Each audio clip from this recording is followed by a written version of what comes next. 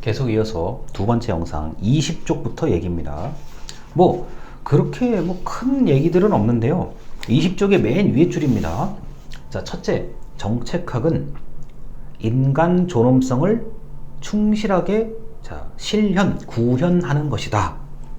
자, 정책학의 연구는 정책학을 배우는 이유, 가르치는 이유, 알아야 되는 이유는 민주주의를 추구하고 인간 존엄성을 달성하려는 것이 목적이다.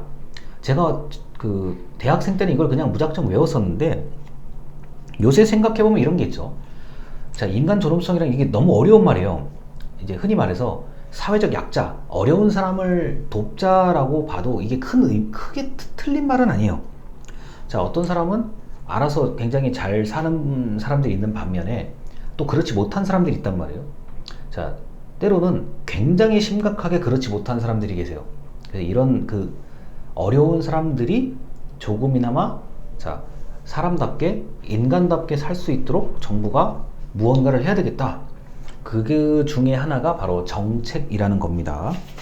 자, 그리고 둘째, 정책학은 공공정책을 연구하는 학문이다. 자, 20쪽이 둘째를 얘기하는 겁니다. 너무 당연한 얘기죠. 이건 정책학은 개인이나 기업을 연구하는 게 아니에요. 자, 셋째, 정책학은 과정과 내용을 함께 연구한다. 이 정책학의 폭이 넓어요. 그래서 이런 거 저런 거 이런 내용을 가르치는 것도 있지만 과정, 자, 1단계, 2단계, 3단계, 4단계 그럴 수도 있습니다. 자, 가르치는 방법은 다양하다. 자, 그리고 넷째, 정책학은 문제 지향성. 그러니까 우리가 아프면 치료를 받듯이 뭐가 문제야? 그러면은 요겁니다. 그럼 그거에 대한 치료를 하는 문제 지향성이 있죠.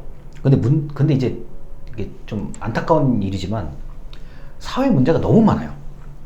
교육 문제, 아동 문제, 폭력 문제, 엄청나게 문제가 많아요. 그러다 보니까 정책을 가지고 치료해야 될 것들이 많다라는 게 그게 이제 안타까운 일이죠. 자, 그다음 맥락성, 역사예요, 역사. 거기 이제 영어 단어로 컨텍스트라는 단어가 있는데 영어까지 알 필요 없고요. 이제 맥락성, 역사, 한국 사회는 옛날부터 이렇게 왔었다. 이런 것들. 자, 여기 지금 외국인 학생분들도 계시지만 아마 이 정도는 알 거라고 봐요. 대한민국 한국사를 보면은 옛날에 농사지어서 당시에 이제 국가, 당시에 조정, 자, 풍년이니까 쌀을 걷어서 저장을 해두고 흉년일 때 굶어 죽기 직전에 이 저장했던 쌀을 백성들, 당시의 국민들한테 나눠주죠. 이게 정책이에요. 제가 볼 때는. 자, 그리고 지금 이제 외국인 학생 이제 계시는 분들이 좀 더운 지방에서 날씨가 덥고 비가 확 내리는 곳에서 이제 오신 분들일 텐데, 자, 그 나라에 맞는 어떤 정책들이 있어요. 특히 이제 제가 알기로는 물이 많은 지역이기 때문에, 특히 물이 갑자기 이렇게 차오르고 또 갑자기 물이 없어지는 그런 지일이 땅에 계신 분들이라고 봐요, 저는. 자, 그러면 제일 중요하게 생각해야 되는 게 물을 어떻게 보관해야 되냐요. 자, 지금 물이 많아, 비가 많이 왔어. 이걸 어떻게 보관해서 어떻게 써야 될까? 그걸 굉장히 고민을 해야 되고, 또 때로는 태풍이나 어떤 굉장히 강한 홍수 같은 게 났을 때, 그리고 어떻게 이거를 그러면 사람들을 덜 죽고 덜 다치고 곡식, 재산 이런 걸 어떻게 지켜야 할까? 거기에 대한 관심이 분명히 클 거라고 봐요. 자, 물론 대한민국도 마찬가지죠. 비가 여름에 집중돼서 오고 겨울에는 눈 좀 오고 말죠. 자, 그리고 물이 계속 한쪽으로 흐릅니다. 우리나라 지역 같은 경우는. 자, 그러다 보니까 이런 것들을 다 알아야 된다. 맥락성의 얘기를 하고 있는 거고요. 자, 그 다음에 연합학명 지향성인데 이건 다 학문성, 여러 가지 학문이 겹쳐진 게 바로 정책학이다. 이렇게 보시면 되겠습니다. 자, 지금까지 20쪽의 얘기를 했는데 책에 있는 얘기를 좀 더 할게요. 2번하고 3번입니다. 자, 문제 지향성 간단해요. 소방관이 불을 끈다. 화재 진압. 아니, 불이 났잖아요. 이게 문제잖아요. 큰 문제잖아요. 이걸 진압해야죠. 자, 그다음 범죄 단속. 자, 요새 지금 아주 위험한 범죄를 저지른 사람들이 좀 뉴스에 많이 나오죠. 그럼 어떡합니까? 경찰관은 일단 검거를 해야죠. 자, 특히 경찰서 관내, 우리 경찰서 이제 관할 범위 안에 돌아다니는 좀 굉장히 위험한 그 범죄자는 최우선적으로 잡아야죠. 이게 문제 지향성입니다.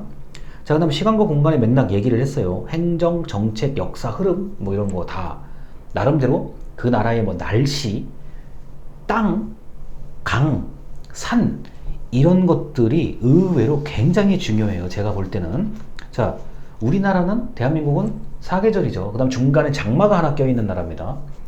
뭐 좀 그 넓게 보면 우리나라는 계절이 5개인 나라예요. 자, 근데 어떤 나라는 맨날 추워요. 어떤 나라는 맨날 더워요. 이거의 차이는 굉장히 크다고 봐요. 자, 그리고 먹는 거. 우리는 쌀이 주식입니다. 특히 한국, 중국, 일본, 대만, 자, 몽고, 베트남. 자, 여기까지는 넓게 보면은 쌀이 주식인 나라예요. 자, 근데 다른 나라는 밀. 어떤 나라는 감자와 옥수수. 이런 식으로 이제 다른 거죠. 자, 그래서 이런 것들은 의외로 정책학에서 정말 중요하다. 자, 그리고 그 연합학문 지향성은 뭐 이런 게 있을 수가 있어요. 여기 소방 얘기를 제가 했는데, 여러분 그 소방행정학과에서는 여러 가지 과목을 배우는데, 자, 법학도 배우고, 그 나름대로 그 화재가 발생했을 때 이제 손해, 뭐 손실이 얼마냐 이런 걸 계산하는 뭐 이런 것들이 이제 경제학의 영역이 약간 들어갑니다. 자, 근데 공학, 뭐 소화기의 압력, 뭐 이런 거 있잖아요. 뭐 불, 화재의 뭐 3요소, 3가지 요소, 뭐 이런 것들을 배우는 게 이건 철저하게 자연과학 현상입니다. 자, 그래서 소방행정 같은 경우는 여러 가지 다른 학문들이 들어가고, 뭐 경찰행정도 마찬가지, 법이요. 그 다음에 이제 우리 일반적인 행정학도 들어가고, 그 다음에 또 하나가 들어가야 되는 게 좀 독특한 건데, 무도. 태권도, 합기도, 유도, 검도 이런 무도가 또 상당히 비중을 차지하는 분야가 경찰행정학입니다. 자, 그래서 다학문성이 강한 게 바로 정책, 뭐 경찰정책 또는 치안정책이라고 얘기를 해요. 자, 소방정책 또는 재난안전정책이라고 얘기를 합니다. 자, 이런 게 바로 연합학문 지향성에 관련된 얘기고요. 자, 그리고 뭐 넘어갑니다. 그 23쪽에 맨 위에 보면은 규범적 측면이라고 되어 있어요. 자, 이거는 이 정책이 가치관에 따라 자, 그 결과가 달라질 수 있다. 생각에 따라 달라질 수 있다는 거, 이런 얘기를 하는 겁니다. 제가 지금 책에 있는 얘기를 굳이 안 읽을게요. 이거는. 자, 규범적 측면 이런 거예요. 대한민국은 성장이 먼저다. 경제발전이 먼저다. 이렇게 생각을 한다 그러면 정부에서 그에 맞게 모든 정책이 다 바뀌어요. 그런데 자, 성장이 아니라 분배, 나누어주는 게 먼저다라 그러면 그에 맞게 정책이 다 바뀌어요. 이거는 가치관이에요. 그 판단에 따라서 수많은 사업과 프로그램이 다 바뀝니다. 자, 그 다음 넘어가겠습니다. 자, 실증적 측면이요. 자, 24쪽의 실증적 측면인데, 이거는 약간 읽어드릴게요. 자, 원래 과학이란 24쪽의 아래서 5번째 줄입니다. 원래 과학이란 자, 연구자가 지식을 얻고자 하는 목적에서 나오는 활동이다. 자, 여기서 지식이란 패턴, 일정한 반복되는 것, 그 다음에 규칙을 말하는 것이다. 이렇게까지요. 자, 그리고 25쪽입니다. 위에서 4번째 줄이요.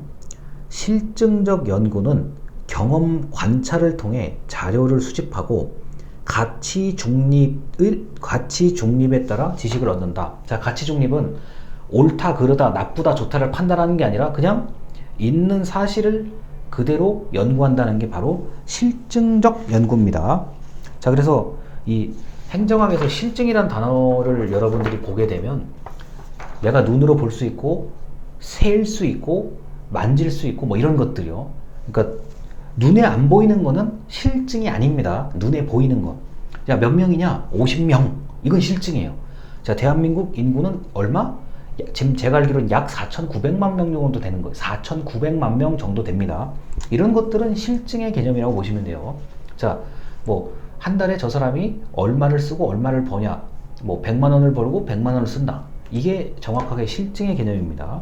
다시 말씀드리지만 실증이란 단어는 좋다, 나쁘다, 옳다, 그르다 예쁘다, 멋있다, 뭐 이런 게 아니에요. 그런 판단이 아닙니다. 있는 그대로를 조사, 분석, 연구하는 겁니다. 자, 그리고 아까 25쪽에 그 맨 아래요. 처방적 측면. 아까 얘기했습니다. 문제를 치료, 해결하려는 노력이죠. 그 대표적인 게 소방, 경찰 같은 겁니다. 자, 그리고 이제 여기서 이제 어떤 분이 그 소감을, 영상 보고 소감을 좀 작성을 해주셨는데, 제가 이제 군대를 갔다 와서, 군대를 제대하고 나서 행정학, 정책학을 잘 뭐 적응을 못할 수도 있다. 걱정이 된다. 이런 얘기를 하셨는데, 절대 그렇지 않아요. 제가 볼 때는요. 여러분, 이 군조직은 대표적인 관료제입니다. 이렇게 삼각형 피라미드처럼요. 위에서 누가 지시하면, 자, 반드시, 자, 그것을 해야 되는, 자, 했냐, 못했냐, 잘했냐, 어쩌냐, 자, 지시하고, 그 다음에 보고하고요. 아주 명확한 체제가 군체제입니다. 자, 그리고 뭐 나름대로 점검을 하죠. 자, 현재까지 얼마나 됐냐. 자, 현재까지 이렇게 됐습니다. 자, 내일까지 이렇게 해라. 내일까지 이렇게 한다. 아주 명확해요.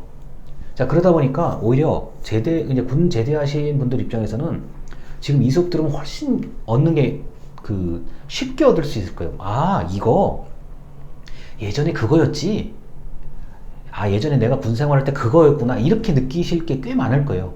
자, 뭐 대표적인 게 이런 겁니다. 지금 우리 부대에 몇 명? 자, 100명이 있습니다. 자, 총은 몇 자루 몇 개가 있는가? 자, 총은 110개가 있습니다. 자, 또는 수류탄은 몇 개가 있느냐? 뭐 수류탄이 있어 500개가 있습니다. 정확해요. 이거는 정확한 실증의 개념이에요. 자, 그런데 다만 아직까지 대한민국 국군이 뭐 문제 해결, 뭐 전투나 전쟁 상황이 당분간은 없어야 되겠죠. 근데 어떤 상황이 벌어지면 바로, 자, 출동하거나 지키고 있는 사람이 대처를 해야 되는 거죠. 자, 뭐 방어한다, 반격한다, 뭐 이런 등등이에요. 자, 그게 이제 문제를 해결하는 방법이에요. 근데 그게 이제 넓게 보면 국방정책에서 비롯되는 거죠. 자, 그래서 이 정책학은 규범적 측면, 실증적 측면, 처방적 측면이 다 섞여 있다가 이번 영상의 뭐 결론이라고 보면 되겠습니다.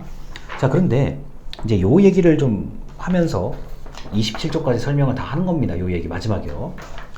이게 명확하게 대안 탐색이 되는 경우가 있어요. 자, 경찰, 소방, 그 다음에 군. 자, 군까지 포함해서요. 이건 명확해요. 자, 그런데 여러분이 병원을 가보면 아시겠지만 의사 선생님이 어떻게 말씀하는지 잘 들어보세요. 자, 어디가 불편해서 오셨어요? 열이 나요. 자, 얘기를 잘 들어보세요. 열이 나요. 근데 열이 나는 거는 굉장히 많은 질병 중에 신호예요. 얘가 코로나 확진인 것 같아서 열이 나는 수도 있는데, 일반 감기에서 열이 나는 수도 있고, 특히 어린이나 신생아, 영유아 같은 경우는 말을 못하기 때문에 그냥 울어요. 보통 이제 부모님이 이렇게 손을 대보면, 이게 이마에 대보면 열이 나요. 자, 얘가 어디가 아픈 거야? 자, 그리고 예를 들어서 뭐 입안에 뭐 이렇게 뭐 염증 같은 거 자주 생기는 사람들, 그 다음에 혀가 아픈 사람들, 열 약간 나요. 또 이게 여러 가지가 있어요. 근데 이게 큰 증상이에요. 자, 명확하게 이 사람이 딱 요거다, 요게 아프다 그러면은 그것만 딱 치료하면 되는데, 그렇지 않은 경우들도 많아요. 이 사람이 도대체 이게 염증이 있는 거야? 아니면은 암으로 가는 단계에 있는 건지, 또는 최악의 경우는 뭡니까? 너무나 안타까운 분들이 많은데, 내가 암에 걸린지도 몰랐어. 그런데 가보니까 갑자기 뭐 암이 많이 진행이 됐다. 뭐 4기, 3기, 뭐 이런 경우도 있고, 나는 그냥 허벅지와 종아리가 아픈데 가보니까 뭐 내 예상보다는 엄청난 뭔가 더 큰 문제가 있는 경우도 있고, 그 다음에 그 반대요. 나 이거, 이러다 내가 오늘 죽을 것 같은데 응급실 가보니까 아무 문제가 없어요. 의외로 너무 사소한 문제야. 그래서 명확하게 대안 탐색이 안 되는 경우, 치료가 안 되는 경우, 문제 해결이 안 되는 경우도 사실은 많아요. 특히 사회 문제는 더더욱 심합니다. 아니, 도대체 이런 거죠. 왜 쟤는 왜 저런 행동을 할까? 왜 저런 말을 할까? 왜 말을 저렇게 안 들을까? 근데 그 사람의 어떤 그 행동의 어떤 원인이 굉장히 다양할 수 있잖아요. 뭐 어릴 때 무슨 일이 있었다, 뭐 누구하고 싸웠다, 뭐 예를 들어서 자 누구하고 헤어졌다, 뭐 여러 가지 뭐 그 원인이 있을 거 아닙니까? 자 그만큼 그 어려운 부분도 있다라는 점을 말씀드리겠습니다. 영상 여기까지입니다. 감사합니다.